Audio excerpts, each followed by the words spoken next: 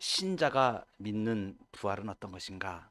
오늘 예수님이 사망 권세를 깨뜨리시고 부활하신 부활주일입니다. 신자가 믿는 부활에 대하여 오늘 본문은 아주 중요한 진리를 우리에게 말씀해 주십니다. 첫째로, 신자는 예수님이 부활하신 것을 믿습니다.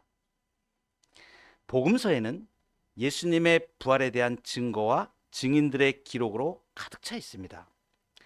복음서 중에서 공관복음과 다르게 아주 특별하게 요한복음은 예수님의 부활하신 내용에 대하여 아주 자세하게 기록을 해주고 있습니다. 특별한 것이죠. 오늘 우리가 대하는 이 요한복음 본문은 예수님의 제자인 요한이 직접 목격한 사실을 밝혀줍니다. 그러니까 공관복음 중에 마태복음, 마가복음, 누가복음은 사도들이 전한 내용을 잘 살펴서 성령의 감동으로 기록한 것입니다. 그런데 특별하게도 요한복음은 예수님의 제자인 요한이 예수님이 잡히실 때부터 대제사장 가야바의 뜰까지, 그리고 예수님이 잡혀가는 그 동선을 하나도 놓치지 않고 계속 가여 있었던 제자 중에 한 사람입니다. 그렇게 흔하지가 않습니다. 그 대제사장 가야바에 들어갔던 제자는, 예수님의 제자는 베드로하고 요한뿐이 없습니다. 요한이 아주 사랑하는 제자였다는 것이죠. 특별히 그래서 요한복음을 읽다 보면 예수님이 죽으신, 순환당하신 사건하고, 그리고 그 죄패에 붙여진 그 죄패나 이런 내용들도 아주 정확하고 자세하게 기록하는 것을 볼 수 있습니다. 자기 자신을, 지금 오늘 본문에서도 이 요한이 자기 자신을 예수님이 부활하신 그 현장을 직접 목격한 사람으로 소개하며 그 사실을 증거합니다. 무슨 말씀입니까? 예수님이 부활하신 사건은 분명하게 역사적인 사실이라는 것에 기초하고 있습니다. 예수님이 부활하신 것은 일단 가장 중요한 것이 진짜 있었던 역사적인 사실이라는 거예요. 그러니까 신자는 예수님의 부활을 믿는 것입니다. 어떤 사람들은 그냥 상징적으로 부활했다, 영으로 부활했다, 이렇게 잘못 알고 있는 사람들도 많이 있습니다. 많은 이단들이 중간에 역사 속에 나왔었습니다. 예수님은 이 땅에 오실 때 육체로 오셨고, 그리고 부활하실 때도 육체로 부활하셨습니다. 이것이 매우 중요한 내용입니다. 오늘 요한이 기록하고 있는 이 내용 중에 몇 가지를 우리가 살펴볼 텐데, 오늘 1절에부터 시작할 때부터도 굉장한 중요한 역사적 사실들을 나열해 주고 있습니다. 안식 후 첫날 일찍이, 아직 어두울 때에, 이 시간에 대한 정보를 표현하고 있는 것을 보십시오. 안식 후 첫날이라고 이 일이 일어난 시기를 정확하게 말하고 있습니다. 안식 후 첫날, 그리고 시간까지, 일찍이, 아직 어두울 때에, 이렇게 시간을 정확히 제시함으로써 이 일이 허구가 아니고 실제로 일어난 역사적 사건임을 말해주는 것입니다. 등장인물이 나옵니다. 예수님의 부활을 목격하는 이러한 사람들을 지금 나열해 갈 때, 이 사람들이 허구의 사람들이 아니고 명확하게 역사에 실존하였던 사람들입니다. 막달라 마리아가 나오죠. 막달라 마리아가 무덤에 와서, 이렇게 얘기하죠. 명확한 실제 인물입니다. 막달라 마리아는 7 귀신에 들려 고통받다가 예수님께 치유받은 여인입니다. 예수님의 몸에 값비싼 향유를 부어서 예수님의 장례를 예비한 여인입니다. 그리고 오늘 본문에 보듯이 예수님의 부활을 사람들 중에 가장 먼저 목격한 여인, 가장 처음 예수님의 부활을 목격한 여인입니다. 막달라 마리아를 비롯해서 여러 여인들이 예수님의 무덤을 찾았습니다. 예수님의 시신에 향품을 바르기 위함이었습니다. 당시 유대인들은 사람이 죽으면 시신이 썩기 전에는 그 사람의 몸에서 영혼이 떠나지 않는다는 것을 이렇게 믿었습니다. 그러니까 한 3일 정도는 시신을 돌보는 관습을 계속 가지고 있었던 것이죠. 그런데 이 지금 여인들이 시신을 돌보기 위해서 예수님의 무덤을 찾은 것입니다. 그런데 오늘 본문에서 보니까 무덤에 왔는데 무덤 돌이 옮겨져 있는 것입니다. 이 무덤 돌은 잘 굴러가지 않도록 아래쪽에 큰 돌문인데 이것은 여자들의 힘으로는 도저히 밀 수가 없고 장정들이 여럿이 달라붙어서 밀어야만 열리는 그런 정도의 돌문입니다. 그래서 밑에 굴러가지 않게 홈을 파가지고 꽉 묻어놓는, 꽉 묶어놓는, 꽉 잡아놓는 그러한 역할을 하는 것입니다. 그런데 무덤에 와보니까 그 돌이 옮겨져 있는 것입니다. 막달라 마리아가 깜짝 놀랍니다. 이게 무슨 일이래? 깜짝 놀래가지고 예상치 않은 이 사건에 얼른 달려갑니다. 이게 지금 막달라 마리아가 이 광경을 딱 보고 나서 아이고 큰일 났구나. 예수님 시신이 도둑 맞았구나. 이렇게 생각한 거예요. 그래가지고 제자들한테 막 달려갑니다. 그 당시에 달려간 제자가 베드로하고 요한으로 나오죠. 4절에 보면 베드로와 요한이 막 달려옵니다. 이 두 제자도 급히 막달라 마리아의 얘기를 듣고 무덤으로 달려옵니다. 그런데 4절에 보면 둘이 같이 달려왔는데 요한이 베드로보다 더 빨리 무덤에 왔다고 아주 자세한 내용을 지금 말해주고 있습니다. 이 내용을 이렇게 기록할 것이면 이 현장에 있지 않으면 이런 자세한 기록, 현장에 있는 것을 다 목격한 이런 기록을 남길 수가 없거든요. 지금 여기 베드로와 같이 온 다른 제자, 이 다른 제자가 바로 이 요한복음의 저자인 요한을 지금 말하고 있는 것입니다. 이 요한이 같이 달려왔는데 자기가 더 빨리 온 거예요. 베드로보다 훨씬 더 빨리 달린 겁니다. 물론 나이가 젊습니다. 훨씬 더 젊습니다. 요한이 어립니다.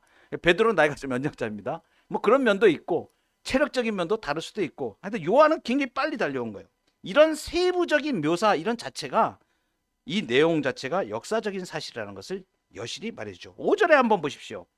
요한이 먼저 와서 무덤 안을 구부려 세마포 놓인 것을 보았으나 들어가지 않다가 시몬 베드로가 뒤에 와서 무덤에 먼저 들어가니 요한이 그때서야 따라 들어갑니다. 너무 놀라운 기록이죠. 요한이 자기가 그 현장에 있었기 때문에 이것을 아주 정확하게 지금 기록을 해주는 것이죠. 그 자리에 있었던 역사적 사실이 아니면 이렇게 기록할 수는 없는 것이죠. 6절에 한번 보십시오.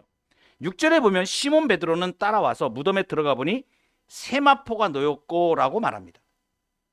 이 세마포는 예수님의 시신을 싸는데 사용한 천입니다. 근데 이 세마포는 어떤 것이냐면 고운 배라고 말하는 것이에요. 용도는 제사장의 의복으로 쓰일 정도로 아주 비싼 천입니다. 근데 지금 뭐예요? 세마포가 놓여 있는 겁니다. 이 세마포가 놓여 있는 이 사실이 무엇을 말하는가? 이 세마포가 이 비싼 천이 그대로 놓여 있다는 것은 예수님의 시신은 없고 세마포만 놓여 있으니까 예수님의 시신이 도둑 맞은 것이 아니라 예수님이 부활하셨다는 간접적인 증거가 되는 것입니다. 왜 그렇습니까? 누가 만약에 시신을 가져간다고 하면 이 비싼 세마포를 그냥 놔두고 시신만 꺼내가지고 갈 이유가 없는 것이죠. 그래서 시신을 싸고 있는 비싼 세마포는 놔두고 시신만 가져갈 리가 없기 때문에 예수님의 시신은 도둑 맞은 게 아니고 부활하신 게 명백하거든요. 7절에 보면 머리를 쌌던 수건은 세마포와 함께 놓이지 않고 딴 곳에 쌌던 대로 놓여 있더라고 전합니다. 이게 공간복음, 마태, 마가, 누가복음에서는 찾아볼 수 없는 아주 특별한 기록을 요한이 지금 해주고 있습니다. 이 수건은 어떤 용도로 쓰는 거냐면 장례를 할 때에 이 머리와 턱을 갖다 묶어주는 이 용도로 쓰는, 매는 용도로 쓰는 장례 용품입니다. 그러니까 머리를 쌌던 수건, 그 수건은 머리 있는 위치에, 시신이 누워져 있는 그 머리 있는 위치에 그 수건이 있고, 세마포는 몸 있는 거기에 따로따로 이렇게 있다는 거예요. 이 수건과 세마포가 함께 있지 않고 지금 요한이 기록하고 있는 것은 제 자리에 있다는 것입니다. 원래 그 용도에 쓰여졌던 그 위치에 요 수건도 있고 세마포도 거기 있다는 것이죠. 그리고 더 재밌게 이렇게 자세하게 지금 썼던 그 내용은 뭐냐면 수건이 쌌던 대로 놓여 있더라고 지금 요한이 기록해 주고 있습니다. 수건이 쌌던 대로 놓였다. 이 수건을 이제 머리하고 이 턱을 갖다가 이렇게 싸놨던 것이죠. 그런데 그 쌌던 대로 있다는 것은 이 수건이 풀어 헤쳐져 있거나 이상한 형태로 되어 있는 게 아니고 요 시신을 쌌던 그 형태로 이 둥그렇게 수건이 그대로 둥그렇게 있다는 것입니다. 그러니까 무엇을 지금 말하는 거예요? 이 수건과 세마포가 말해주는 것은 뭐냐면 예수님의 이 몸이 부활하시면서 부활한 몸이 신비스러운 방법을 통해서 수위와 머리를 감싼 이 수건으로부터 저절로 이렇게 빠져나온 것을 말하는 거예요. 예수님의 시신을 누가 만약에 가져갔다고 하면 수건과 세마포가 이런 상태로 놓여있을 수 없다는 것을 증명해 줍니다. 시편 16편 10절에는 예수님의 부활하실 것이 예언되어 있습니다. 주께서는 내 생명을 음부에 버리지 아니하시며 주의 거룩한 자를 썩도록 버리지 않을 것입니다. 이 예언대로 예수님은 부활하셨습니다. 이것은 분명한 역사적인 사실입니다. 우리는 예수님이 부활하신 것을 믿습니다.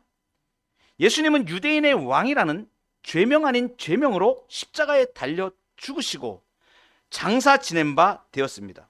그러나 예수님은 무덤에 갇혀 있을 수 없는 분이었습니다. 예수님이 직접 스스로 말씀하셨습니다. 나는 부활이요 생명이니.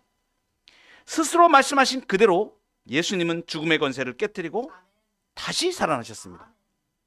이것은 인류의 역사가 통째로 바뀐 사건입니다. 왜 그러냐면 아담 이후로 타락한 인류 위에 사망이 계속하여 왕노릇하였습니다. 예수님이 십자가에 죽으심으로 그 죽음을 영원히 죽이신 것입니다. 그리고 예수님은 이제 완전히 그 사망을 죽이시고 부활하심으로 새로운 생명을 주의 백성들에게 주신 것입니다. 우리는 예수님의 역사적인 부활을 믿는 사람입니다. 예수님이 부활하신 것을 믿는 사람들입니다. 두 번째로 신자는 부활하신 예수님을 만납니다. 역사적으로 예수님이 부활하신 사실이 왜 이렇게 중요하겠습니까? 진짜 중요한 것은 그 부활하신 예수님이 택한 자기 백성을 만나 주시기 때문입니다. 요한복음 20장 24절에는 우리가 잘 아는 예수님의 제자 한 명이 나옵니다. 디두모라고 불리는 도마입니다. 도마는 예수님의 부활 소식을 전하는 다른 제자들의 말을 믿지 않았습니다. 그래서 도마는 이 반신반의하는 희미하게 믿을까 말까 하는 이 정도도 아니고 아예 불신앙으로 부활에 대하여 아예 믿지 않았습니다. 내 손가락을 그 못자국에 넣으며 내 손을 그 옆구리에 내가 넣어보지 않고는 나는 도무지 믿지 않겠다고 얘기한 사람입니다. 완강한 불신의 태도를 가진 사람입니다. 그래서 의심 많은 도마라고 의심의 대명사처럼 우리가 말합니다. 그런데 오늘 본문 말씀을 자세히 보면 요한복음 20장 21장에서 계속하여 예수님이 말씀하시는 것은 막달라 마리아나 다른 제자들은 그러면 예수님이 부활할 것을 알고 쌍수를 들고 환영하면서 기대했었는가? 안 그렇습니다. 막달라 마리아나 다른 제자들도 예수님의 부활을 믿지 않았습니다. 오늘 본문은 계속 이것을 강조하고 있습니다. 예수님은 자신이 죽음으로부터 부활할 것을 미리 말씀하셨었습니다. 그런데 여인들이 예수님의 무덤으로 가면서 이들이 준비한 것이 무엇입니까?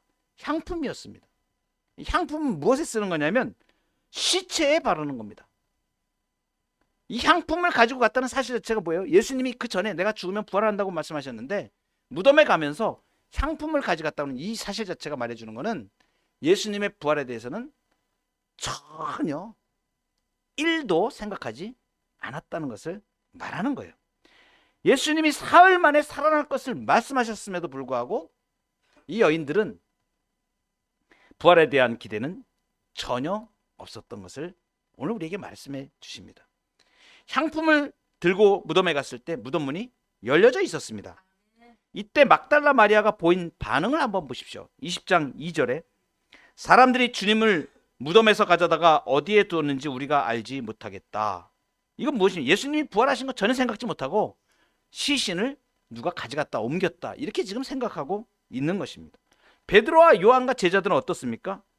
무덤에 와서 지금 이 요한이 사후적으로 다 기록을 한 것을 다 우리가 지금 보았는데 세마포와 수건이 이 여실히 예수님의 부활을 증명해 주는데도 이 당시에 예수님의 부활을 전혀 믿지 않았다고 9절에 말씀하십니다. 그들은 성경에 그가 죽은 자 가운데서 다시 살아나야 하리라 하신 말씀을 아직 알지 못하더라. 이것은 예수님 측근에 예수님 가장 가까이 있던 사람들이 예수님의 부활을 믿지 못하는 이것을 우리에게 지금 말씀해 주는 것이에요. 이 사실이 말해주는 것이 무엇입니까?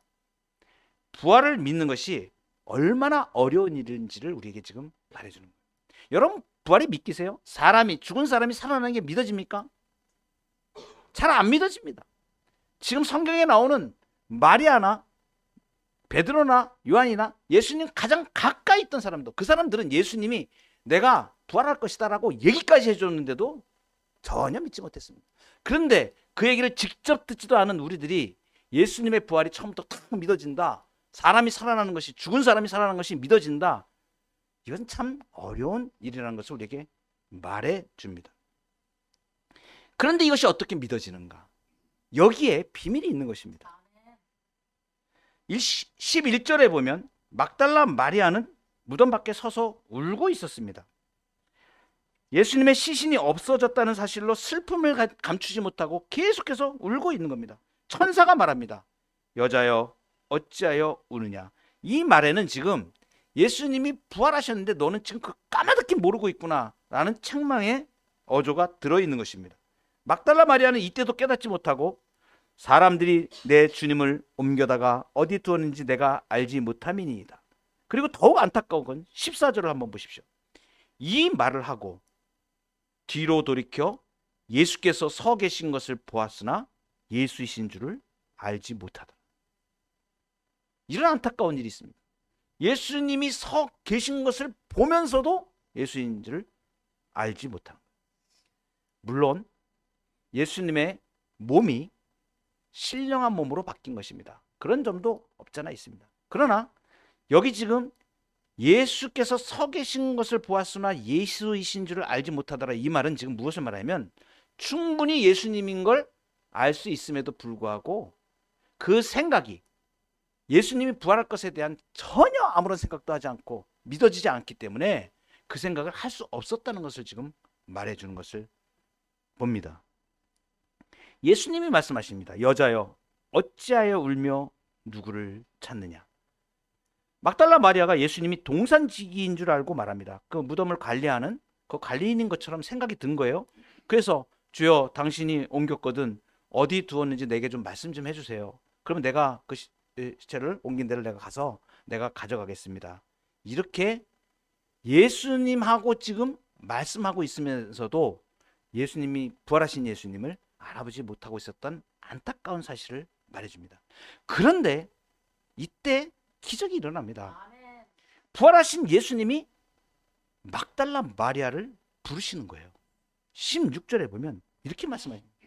마리아야, 마리아야. 마리아의 이름을 지금 부르시는 거예요. 깨닫게 하시고 부활하신 예수님을 알아볼 수 있도록 하세요. 예수님이 마리아야 라고 부르신 것입니다. 이때 마리아의 눈이 번쩍 뜨입니다. 아, 라보니. 아, 라보니. 히브리 말로 라보니예요. 아, 선생님. 이 뜻이에요. 아, 선생님. 무엇이 마리아로 하여금 자신과 대화를 나누고 있는 분이 예수님이란 사실을 깨닫게 한 것입니까? 예수님이 이 마리아의 이름을 부를 때 그분이 바로 자신이 애타게 찾던 예수라는 사실을 깨달은 것입니다. 마치 목자가 양을 부를 때, 그 양의 이름을 부를 때 그 목자의 음성을 알아듣는 것처럼 이 마리아가 예수님의 음성을 깨달은 것입니다. 예수님은 특별하게 자신을 나타내실 때에, 알게 알려주실 때에 이렇게 이름을 부르셨습니다. 얼마 전에 죽었던 나사로를 부르십니다. 그 이름을 부르시는 거예요. 나사로야, 나사로야, 나오너라. 사울에게 예수님이 직접 나타나십니다. 부활하신 예수님이 나타나신 것입니다. 그리고 직접 말씀하십니다. 그 이름을 부릅니다. 사울아, 사울아. 그 부르실 때에 그가 변하여 바울이 됩니다. 부활하신 예수님이 마리아의 이름을 부르실 때 그녀의 감겼던 영적인 눈이 떠진 것입니다. 이뿐입니까? 그 의심 많은 도마에게 직접, 제자들에게는 다 나타내셨지만 이 의심 많은 도마는 내 손을, 예수님의 손을 만져보지 않고 그 옆구리에 내가 넣어보지 않으면 도무지 믿지 않겠다고 하는 이 사람에게 특별히 예수님이 나타나십니다. 도마가 다른 제자들과 같이 있을 때 나타나셔서 말씀하십니다. 네 손가락을 이리 내밀어서 내 손을 보고 네 손을 내밀어 내 옆구리에 넣어보라. 그리하여 믿음 없는 자가 되지 말고 믿는 자가 되라. 도마가 그때 예수님 앞에 무너지죠. 무릎을 꿇으면서 나의 주님이시여 나의 하나님이십니다. 예수님이 말씀하십니다. 네가 나를 본고로 믿느냐? 보지 못하고 믿는 자들은 복되도다. 그 이후에 여러분 놀랍게도 보지 않고 예수님의 부활을 믿는, 예수님이 만나주시는, 부활한 예수님이 만나주시는 수많은 그리스도인들이 나왔습니다. 우리도 그 중에 한 사람입니다. 여러분 부활하신 예수님을 만나셨나요? 빈 무덤 앞에서도 예수님의 부활을 깨닫지 못하고 시신만을 찾던 마리아의 이름을 부르신 것처럼 오늘도 부활하신 예수님은 정확한 지식도 없이 인간적인 열심과 감정에 또는 어떤 때는 불신으로 이렇게 골몰하는 여러분의 이름을 부르십니다. 부활하신 예수님은 계속하여 자기 백성을 만나 주십니다. 그래서 이 예수님을, 부활하신 예수님을 직접 만났던 바울이 고백합니다. 성경대로 그리스도께서 우리 죄를 위하여 죽으시고 장사 지낸 바 되셨다가 성경대로 사흘 만에 다시 살아나사 게바에게 보이시고 후에 12 제자에게와 그 후에 500여 형제에게 일시에 보이셨나요?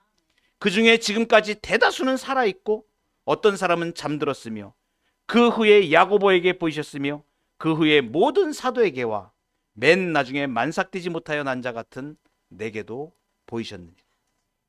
고린도전서 15장 부활장에 나오는 말씀입니다. 장사 지낸 바 되셨다, 죽으셨다, 장사 지낸 바 되셨다는 과거형으로 딱 표현하고 있습니다. 그런데 살아나사 하는 이 동사는 현재 분사, 이 문법적으로 말하면 이게 뭘 말하는 거냐면 계속 있는 사실을 말하는 거예요. 살아나신 것은 한 번만 살아나신 건 딱 그때만 살아나신 게 아니고 계속 살아나셔서 계속하여 있는 사실을 말씀해 주신 거예요. 그러니까 예수님의 부활은 단순히 지나간 역사적 사실에 머무는 게 아니고 그 효력이 계속되는 것을 말합니다. 부활하신 예수님은 지금도 살아계시고 미래에도 변함없이 살아계십니다. 그리고 영원히 살아계십니다. 부활하신 주님이 우리를 만나주셨고 그 주님이 우리와 함께 하십니다. 이 부활의 감격과 은총 가운데 거하여가는 저와 여러분 되기를 소망합니다. 마지막으로 신자는 부활하신 예수님처럼 부활합니다. 우리는 우리의 부활을 믿는 것입니다. 처음에 우리는 예수님의 부활을 믿었습니다. 그리고 부활하신 예수님이 우리를 만나 주셨습니다. 그리고 말씀을 통해서 우리를 알게 하셨죠. 이제 예수님이 부활하신 것처럼 우리도 부활의 소망을 갖게 하셨습니다. 오늘 본문 20장 17절에 보면 예수님을 붙잡으려고 하는 마리아에게 예수님이 말씀하시죠. 나를 붙잡지 말라. 내가 아직 아버지께로 올라가지 아니하였노라. 승천하지 않으셨다는 것을 말하는 거예요. 그러니까 너는 내 형제들에게 가서 이르되 내 아버지 곧 너희 아버지, 내 하나님 곧 너희 하나님께 올라간다 하라 하시니. 지금 명령을 하시는 겁니다. 이제 예수님이 승천하시는 이 위협을 이루신다라는 것을 지금 전하도록, 제자들에게 전하도록 말씀하시는데 아주 독특한 표현을 지금 하고 있죠. 내 아버지 곧 너희 아버지, 내 하나님 곧 너희 하나님께, 이렇게 표현하고 있습니다. 이것은 무엇을 의미합니까? 영광스러운 부활의 몸으로 하나님 보좌 우편에 앉으시는 예수님은 자기 백성들을 예수님처럼 영광스러운 몸으로 부활시키실 것을 지금 말씀하시는 것입니다. 그래서 바울이 이 놀라운 진리를 고백하는 것입니다. 이 신앙을 고백하는 거예요. 고백하는 신앙이에요. 부활을 고백하는 겁니다. 그리스도께서 죽은 자 가운데서 다시 살아나사 잠자는 자들의 첫 열매가 되셨도다. 예수님이 우리의 첫 열매로 부활하셨으니까 우리는 그 예수님을 따라서 계속해서 부활할 수 있다는 것을 우리에게 말씀해 주시는 것입니다. 그래서 이 놀라운 진리를 고린도전서 15장 50절부터 이렇게 말씀하십니다. 형제들아, 내가 이것을 말하노니 혈과 육은 하나님 나라를 이어받을 수 없고 또한 썩는 것은 썩지 아니하는 것을 유업으로 받지 못한다. 분명히 지금 예수님이 내 아버지 너희 아버지, 내 하나님 너희 하나님 이렇게 말씀하시지 않습니까? 지금 예수님은 영광스러운 몸으로 지금 하늘로 승천하시는 하나님 우편에 가서 앉으시지 않습니까? 그러니까 우리가 그렇게 예수님처럼 하나님과 영원한 영생을 누리는 자로 가야 되는데 혈과 육은 그것을 유업으로 받지 못한다는 거예요. 그러니까 뭐 한다는 얘기예요? 부활한다는 얘기입니다. 우리의 몸이 영광스러운 몸으로 부활되어서 하나님과 영원한 삶을 영생을 누릴 수 있는 존재로 이 부활을 소망하게 하신 거예요. 썩는 것은 썩지 않는 것을 유업으로 받지 못하니까 썩지 않을 몸으로 우리의 몸이 신령한 몸으로 부활하게 될 것을 지금 말씀하시는 것입니다. 그래서 이렇게 얘기합니다. 보라, 내가 너희에게 비밀을 말하노니 우리가 다 잠잘 것이 아니요 마지막 나팔의 순식간에 호련히 다 변화되리니 나팔 소리가 나매 죽은 자들이 썩지 아니할 것으로 다시 살아나고 우리도 변화하리라. 이 썩을 것이 반드시 썩지 아니할 것을 입겠고 이 죽을 것이 죽지 아니함을 입으리로다. 칼빈은 이 구절에 대하여 이렇게 번역을 했습니다. 우리가 지금 가지고 있는 이 동일한 육신을 가지고 변화한다는 것을 말하는 거예요. 이 썩을 것이 썩지 아니할 몸으로 바뀌는 것입니다. 이 죽을 것이 죽지 아니하는 몸으로 바뀌는 것을 말하는 거예요. 이것이 부활입니다. 예수님이 부활하신 것처럼 우리는 부활을 바라보는 사람들입니다. 새로운 육신을 받게 될 것을 말씀해 주십니다. 그러면서 바울이 고린도전서 15장에 부활에 대한 쭉 말씀을 하시면서 마지막 결론을 딱 내리는 게 있어요. 그 58절 말씀인데, 그러므로 내 사랑하는 형제들아, 견실하며 흔들리지 말고 항상 주의 일에 더욱 힘쓰는 자들이 되라. 이는 너희 수고가 주 안에서 헛되지 않은 줄 알며. 이것은 무엇을 말씀하시는 거예요? 우리 신자들은 이제 죽음을 이기고 부활할 사람들입니다. 우리는 다른 사람들과 같지 않습니다. 예수 그리스도의 부활의 생명을 얻은 자들은 그 생명의 부활로 나갈 자들이기 때문에 미래의 부활이 보장된 사람들입니다. 그렇기 때문에 우리는 이 땅을 살아가는 차원이 다른 사람들인 것이에요. 다른 사람들은 그 소망이 없습니다. 예수님을 믿지 않는 사람들은, 부활의 소망이 없는 사람들은 죽으면 끝이고 어떻게 될지도 모르고, 그리고 정한 대로 지옥의 불에 빠질 수밖에 없고 영원한 고통 가운데 있을 수밖에 없는 것입니다. 그런데 우리는 완전히 미래가 달라지는, 영원한 생명을 유업으로, 하나님의 나라를 유업으로 받아서 하나님과 함께 그 영생을 누릴 자들입니다. 그렇기 때문에 그 부활을 누릴 자들이 부활을 누릴 자들로 이 땅의 삶을 살으라고 말씀하시는 거예요. 견실하여 흔들리지 말라. 이상한 철학이나 헛된 속임수나 이런 것에 흔들리지 말고 오직 우리 주 예수 그리스도의 말씀 가운데 그 말씀을 생명의 말씀으로 알고 이 땅에 견실하며 흔들리지 말라고 말씀하시는 거예요. 그리고 실천적으로는 주의 일에 힘쓰는 자가 되라. 부활의 소망을 가지고 이 땅에 가서 연연하지 말고 정말 가치 있는 하나님 나라의 가치를 위하여 내 시간과 헛된 인생, 헛되게 인생을 헛되게 허비하지 말고 탐욕으로 소비하지 말고 정말 주님이 원하시는 부활의 몸, 영광스러운 몸을 가지고 주님을 맞이할 준비를 하라고 우리에게 말씀하시는 거예요.